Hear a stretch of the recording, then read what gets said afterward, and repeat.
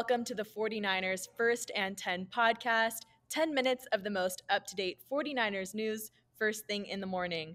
I'm your host, Brianna McDonald, and I'm joined by 49ers team reporter Lindsay Pilares and a special guest, Jennifer Lee Chan from NBC Sports Bay Area.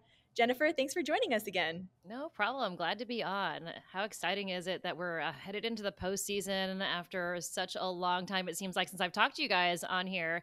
Of course, we see each other often in the locker room and on the field, but nice to be back. Absolutely. So before we dive into the divisional round, Jennifer, how was your wild card weekend? I'm sure slightly less stressful with the bye, but tell me all about it. Yeah, it was super mellow. It's so weird to still have the team be in it, but be able to be at home and watch the games from my couch. It was so weird. Really nice and relaxing, but also a little weird. Yeah, definitely. No 49ers football. It feels like it's an off weekend, but the Packers upset over the Cowboys went viral. They're the hot team, getting into the playoffs. So my first question for you is, how are the 49ers going to handle the hot team as of late, the Green Bay Packers? I think one thing that they've really got to do on defense is make Jordan Love one-dimensional. I think he's been so good down the stretch. He's developed into a really accurate passer. Really, I think, as Nick Bosa said, doing what he's been told to do. And it kind of makes me go back to what Brock Purdy was like in the playoffs in his first year doing it last year. And, if a quarterback can just go through the progressions, make their reads, deliver the pass from point A to point B, and not turn the ball over, I think he can be really effective. So making him throw the ball instead of relying on the run, I think is going to put a little bit more pressure on him, which could be a little bit more challenging, but I think he's a really good quarterback. It's going to be a tough job for the 49ers defense. Yeah, it's going to be a challenging matchup up ahead. But Lindsay, the 49ers had their first practice today. What's the latest on injury updates and how did practice look? Yeah, I think everyone is just excited to finally be in a game week. And you can definitely feel that energy around the building. Certainly, I think the 49ers and head coach Kyle Shanahan did a really good job of simulating a game week during the bye week, pretending that everyone was going to be full go. But you just can't replace an actual playoff intensity game week. And the good news is, too, that week off from playing a game really did help the 49ers in terms of health. We had just 3 players not practicing today. Defensive lineman Cleveland Farrell, he's dealing with that knee injury. Linebacker Dre Greenlaw, who has some Achilles tendonitis. And safety Logan Ryan. However, good thing on Greenlaw and Ryan, they are both expected to be at practice tomorrow. Defensive lineman Arik Armstead back with his position group again, looking like he's just getting back into the swing of things, which is a very, very positive sign for the 49ers. And then safety George Odom had his 21-day practice window open. He's right now in a blue non-contact jersey, but also getting those reps as well. Nice. Well, one name that jumps off from that list is defensive lineman Arik Armstead. The Niners are hoping that they could see him in this first playoff game. But Jennifer, we haven't seen him in game action since I think that Eagles game. So what type of impact does he bring to the 49ers defense? I think, just like I was mentioning before, really stopping the run. He and Javon Hargrave in the center of that defensive line are going to really have to do a job of stopping Aaron Jones. And I think if you look at that, if they can accomplish that, if he can stay healthy, both those two, stopping the run in the center of the defensive line, I think is going to make a huge impact on how the defense performs. I mean, the 49ers defense has been playing good throughout the season, but obviously it's ratcheted up for the playoffs. And man, the bye week came at such a good time for them. I think it's really important that they got the bye week and home field advantage. They don't have to travel to these cold weather venues. I mean, you look at what Buffalo looked like, you look at what Kansas City looked like, you know that the 49ers are so happy they don't have to pack all that gear for one and have to face a playoff game in those freezing, frigid temperatures. So, I mean, playing at home and having this bye week was so impactful for their journey on the postseason. Definitely. And during this bye week, they got to kick their feet up, watch the wild card weekend play out.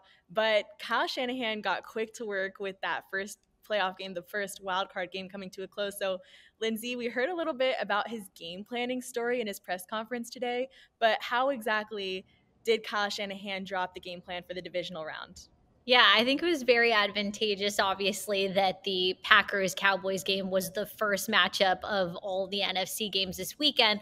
And yeah, head coach Kyle Shanahan, all the coaches were already in the building, kind of just anxiously waiting to see who they actually need to begin game prepping for. And just with, you saw how charged the Packers came out and were scoring immediately and often in that first half against the Cowboys. So he actually said that, yeah, the game hadn't quite hit zero when he started game planning for the Packers, just because of the direction that it was heading very quickly. So yeah, I think the 49ers were really happy to know their opponent early and just have even just those extra hours to know, okay, this is who we're playing and this is how we have to attack. Yeah, and the Green Bay Packers are a familiar foe for the 49ers. This is going to be the 10th time in NFL history that these two teams are seeing each other in the postseason. So, Jennifer, can you just talk about this postseason rivalry and what your memories are from that last divisional game in Green Bay? Man, that last game in Green Bay, what a game. And I kind of revisited that when Robbie Gould retired just recently, that Talanoa Hufanga getting his hands on that blocked punt, and then the 49ers marching down the field, that game-winning field goal attempt from Robbie Gould. I mean, what an emotional game. And I think when you look at the postseason and these rivalries that come up, it's about keeping your emotions in check. I think the players, it's a veteran locker room, which is really good. And I think Brock Purdy, having had gone through the playoffs last season, is also going to keep everybody kind of level headed. They've had time to regroup, time to get healthy. And I think another guy who's healthy right now, who's so important for the 49ers, is Christian McCaffrey. Back at practice, he's full go. I think that makes a huge difference for the 49ers offense heading into this matchup. Definitely. Jennifer just talked about it a little bit. A lot's changed since that 2021 season divisional round game. So, Lindsay, what are your initial thoughts on Brock Purdy and Christian McCaffrey now in the mix for the 49ers offense against Green Bay's defense? Yeah, I think a healthy and rested CMC is a very dangerous thing.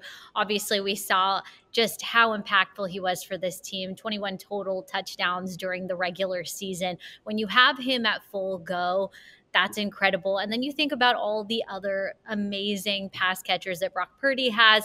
You think of George Kittle, Brandon Ayuk, Deebo Samuel, who's also doubles as a running back. I mean, I think that along with Brock Purdy being incredibly efficient and taking care of the ball most of the time, really, Christmas Day was the only time that he had issues with that.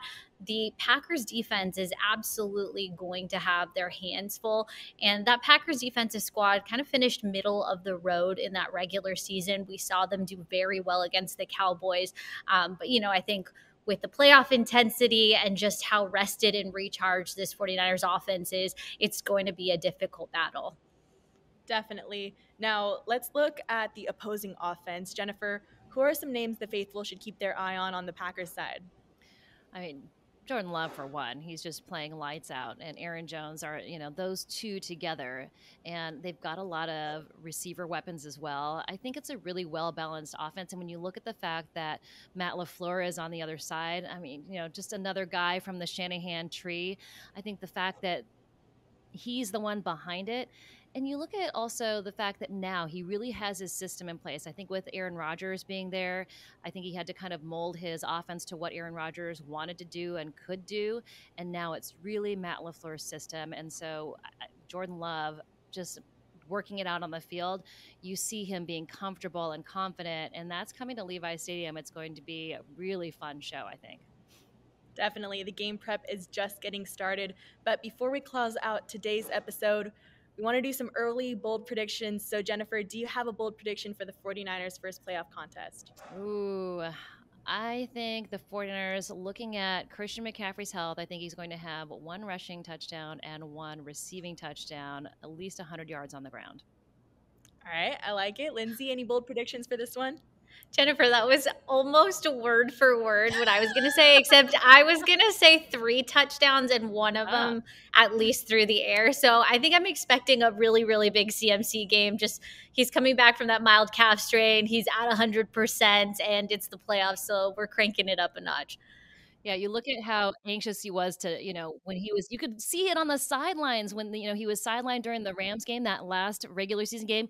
You could just feel it coming through his skin that he wanted to be on the field, even though he wasn't 100%. So, now another week off for the bye, and then now heading into the playoffs, he's ready to go. One of the funniest things that Kyle Shanahan said during his presser is that Christian McCaffrey has been ready for every playoff game that he's ever been a part of, basically from Pop Warner all the way up to the pros. And I very much believe that, just seeing how energetic he is. Yeah, he's just itching to get into those red end zones, those playoff end zones. It should be a fun sight to see. But that will do it for today. Thank you so much, Lindsay and Jennifer, for joining me in this update.